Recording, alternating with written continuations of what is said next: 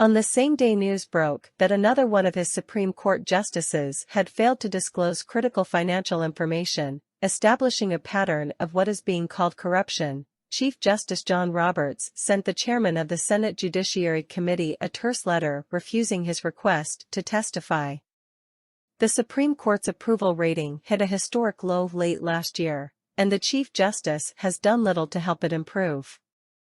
Amid unprecedented rulings that ignore the court's own guidelines, amid what has been called an unprecedented use of the shadow docket to shape public law and policy rather than, as Roberts himself promised Congress, calling balls and strikes, and amid unprecedented, public rancor among the justices themselves, Chief Justice Roberts claims judicial independence is more important than trust in American jurisprudence.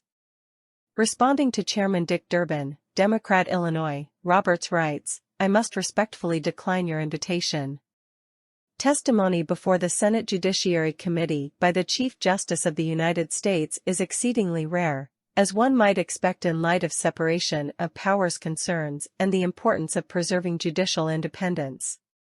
The Supreme Court Library compilation of justices testifying before Congress in matters other than appropriations or nominations has identified only two prior instances: Chief Justice Taft in 1921 and Chief Justice Hughes in 1935.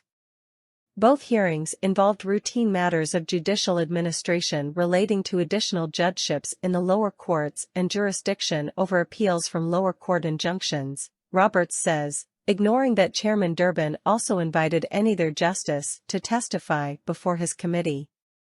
My predecessor, Chief Justice Rehnquist, appeared before House committees twice, also on mundane topics, Roberts adds, before including other instances.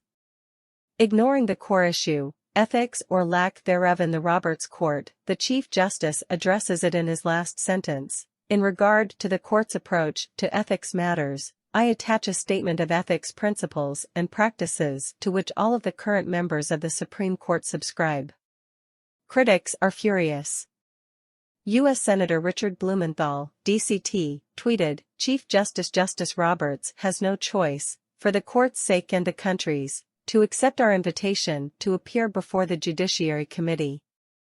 The marble pillars of the Supreme Court and platitudes about its independence no longer provide refuge. He must face the nation.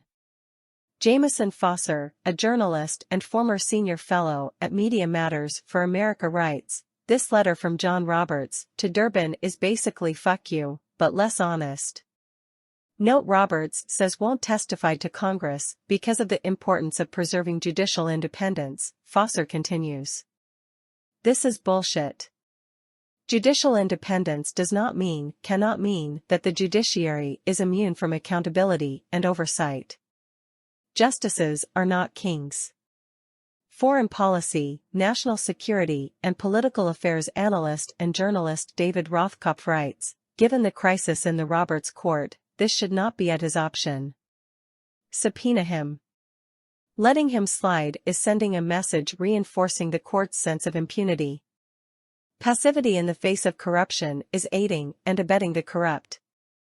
Matthias Schwartz, a senior correspondent for Insider and a former staff writer at The New Yorker, apparently paraphrasing Roberts, tweets, sorry, I'm not going to come testify before the Senate Judiciary Committee. If you have questions about SCOTUS ethics, please see attached boilerplate. Attorney Jay Willis, the editor-in-chief of Balls and Strikes, which reports on the court's rights, holy shit, this John Roberts letter sucks. Sorry, can't testify. Judicial independence. Enclosed is a copy of our fake ethics rules. Have a nice day? Subpoena his ass post haste. Political history podcaster and author Mike Duncan blasted Roberts' hubris.